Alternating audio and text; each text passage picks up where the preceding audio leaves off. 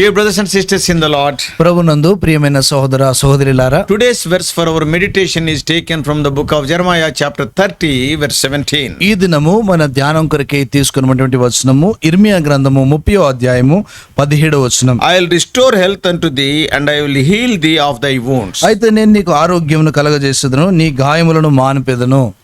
Most times in scripture the voice of God is the voice of love. అనేక సార్లు దేవుని యొక్క లేఖనాల్లో దేవుని యొక్క స్వరము అది ప్రేమతో ఉన్నటువంటి స్వరం. The sterner words come forth as of necessity and compulsion. Sometimes hard words will come because of the necessity. కొన్ని సందర్భాల్లో ఆ పరిస్థితిని బట్టి, అవసరతను బట్టి కఠినమైనటువంటి కొన్ని మాటలు వస్తాయి. So the promises of today's verse will be exceedingly sweet to those who feel their personal need of the health. ఎవరైతే వ్యక్తిగతమైనటువంటి ఆ యొక్క ఆరోగ్యం కొరకే ఎదురు చూస్తా ఉన్నారో అటువంటి వారికి ఈ దినం ఉన్నటువంటి ఈ వచనంలోని మాటలు ఎంతో మధురంగా ఉంటాయి. But those people who boast that they are neither sick nor they need of health, for those people, okay, we cannot say anything. ఎవరైతే మేము అనారోగ్యంతో లేము, మాకు ఆ ఆరోగ్యం అక్కర్లేదనేటువంటి వారికి ఏమాత్రం కూడా ఉపయోగకరంగా ఉండకపోవచ్చు. They will not take any interest in this comforting word till they become sick. వారు అనారోగ్యం పాలయ్యేంత వరకు ఈ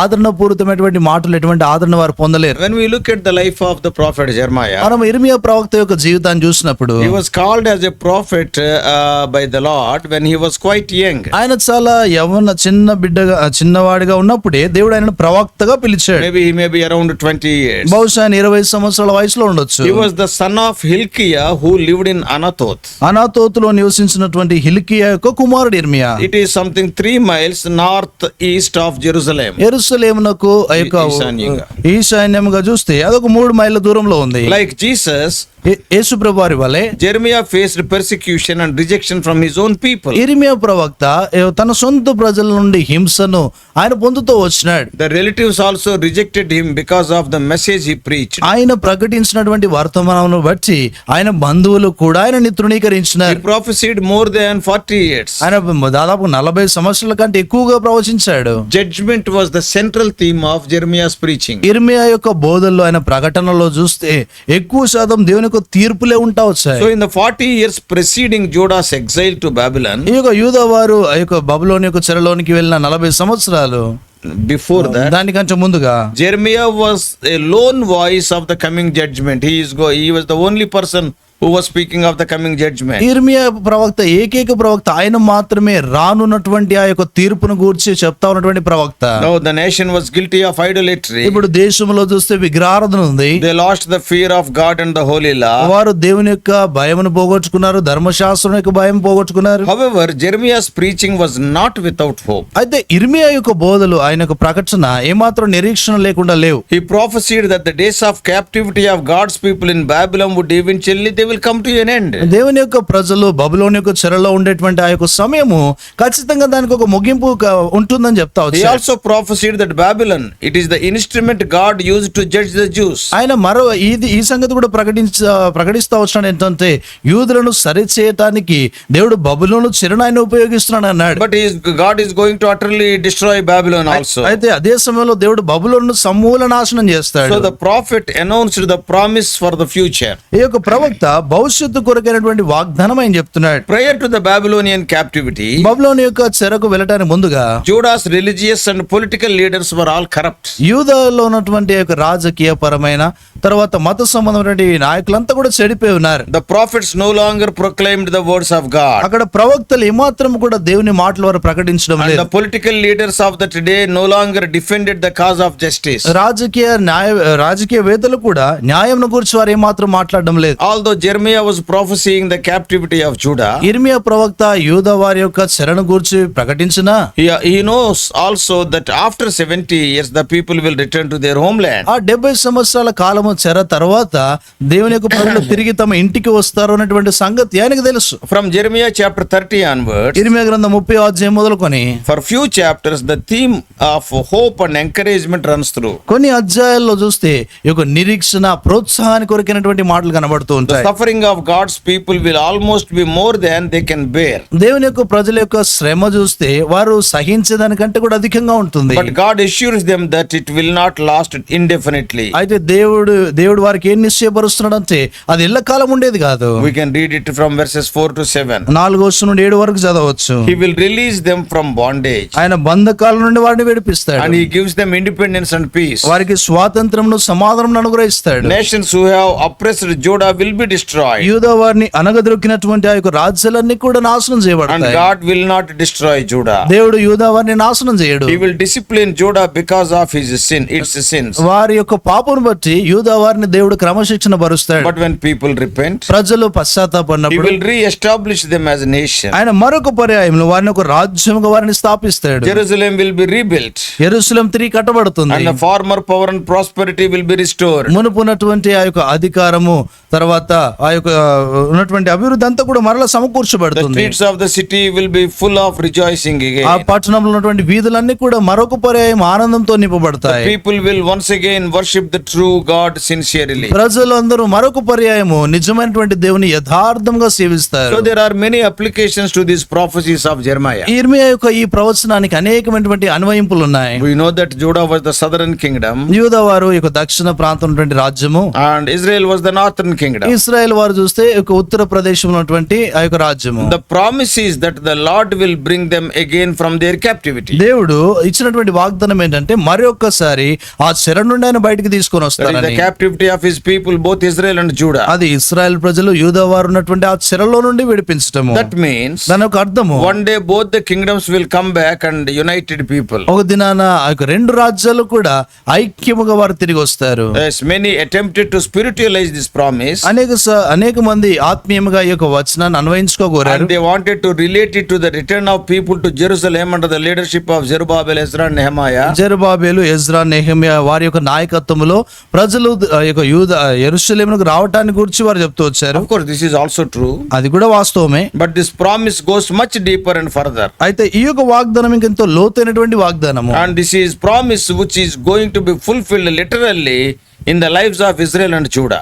ఈ యొక్క వచనము ఇశ్రాయేలీయులు తర్వాత యూదా వారి యొక్క జీవితాల్లో అక్షరాంశంగా And నెరవేర్చబడుతుంది. they are going to possess the land promised to the ancestors. వారి యొక్క పితరులకు వాగ్దానం చేయబడినటువంటి ఆ యొక్క దేశమును వారు మరొకసారి స్వతంత్రించుకుంటారు. God promised to Abraham in Genesis chapter 13 and 4, verses 14 and 15. ఆది కాండము 13.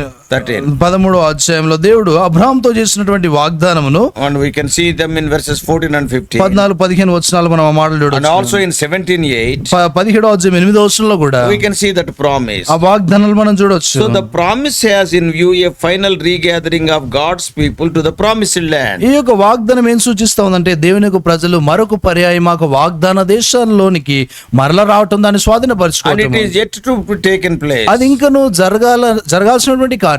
The promised return is not simply the return from Babylon only. ఈ యొక్క వాగ్దానము తిరిగి రావటానికి వచ్చిన వాగ్దానం అంటే కేవలం బబులోను నుండి రావటం But మాత్రమే it కాదు. speaks of the future millennial kingdom of Christ. అది భవిష్యత్తు యేసు ప్రభువు వారి యొక్క 1000 ఏళ్ల పరిపాలన గురించి మాట్లాడుతా That is ఉంది. the promise of God. అదే దేవుని యొక్క వాగ్దానము. And the heart of Jeremiah's message. ఇర్మియా యొక్క వర్తమానమైనటువంటి మూలం అది. And God specializes in the impossibles and miracles. దేవుడు అసాధ్యమైనటువంటి కార్యాలు తర్వాత అద్భుతాలను గురించి ఆయన చెప్తా ఉన్నాడు. And if God himself who will bring his children home and at a prescribed time in the future. దేవుడు తాను నియమించినటువంటి అదే సమయంలో తన ప్రజలను ఆయన తిరిగి మరలా చెరలో నుండి ఆయన తీసుకొని వస్తాడు. Here in verse 7, 7వ వచనంలో God was talking about the day of Jacob's trouble. దేవుడు ఈ యొక్క యాకోబు ఆపద దినము అంటాడు. That day represents the 7 years tribulation period before the actual 1000 years reign. ఆ దినము ఈ యొక్క 1000 ఏళ్ల పరిపాలనకు ముందున్నటువంటి 7 ఏళ్ల శ్రమకాలాన్ని సూచిస్తా ఉంది. This is also known as Daniel's 70th week. ఇది కూడా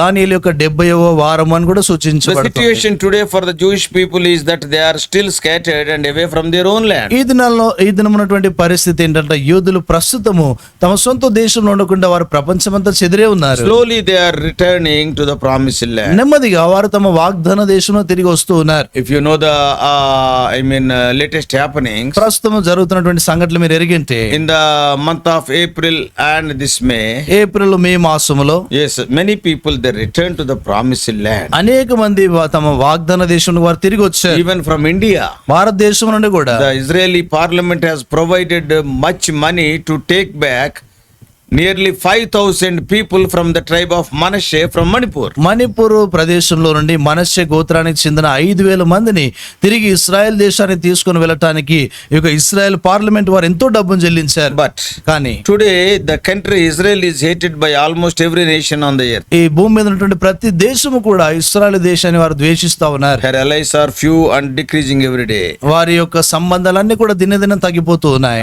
But the promise of God is that He will heal them totally and glorify them. అయితే దేవుని యొక్క వాగ్దానం ఏంటంటే ఆయన వారిని సంపూర్ణంగా స్వస్థపరుస్తాను, వారి గాయాలు మాన్పుతారన్న. And they shall not be small. వారు ఏమాత్రం కూడా చిన్న గుంపుగా ఉండరు. ఇంకా Jacob's tents will be transformed to a glorious city. యాకోబు యొక్క గుడారాలు ఎంతో మహిమాయుక్తమైన పట్టణంగా So మార్చబడతాయి. in future, భవిష్యత్తులో God's people will come out of their tents and be moved into a city. దేవుని యొక్క ప్రజలు గుడారాల నుండి వెలుపలికి వచ్చి పట్టణంలోనికి వారు వెళ్తారు. Oh, what a blessed hope. అదెంత గొప్ప ధన్యక్రమైన So నిరీక్షణ. dear brothers and sisters, వాడు ప్రియమైన సోదర సోదరులారా, are you having this hope? నీకు ఈ నిరీక్షణ ఉందా? Lord Jesus is going to come again very shortly. యేసుక్రీస్తు వారు ఎంతో తక్కువ సమయంలో ఆయన రానే ఉన్నాడు. The Jews returning to their homeland also is a sign foretold. యూదులు తమ యొక్క స్వంత దేశం వారు తిరిగి వస్తా ఉన్నారంటే అది కూడా ఒక సూచనే. So when Jesus returned, యేసు వారు తిరిగి వచ్చినప్పుడు I am asking you a question. నేను ఒక ప్రశ్న అడుగుతున్నాను. Will you be moved from this tent to that glorious city? నువ్వు ఈ గుడారము వదిలిపెట్టి ఆ మహిమ కలిగినటువంటి పట్టణంలోనికి వెళ్ళగలవా?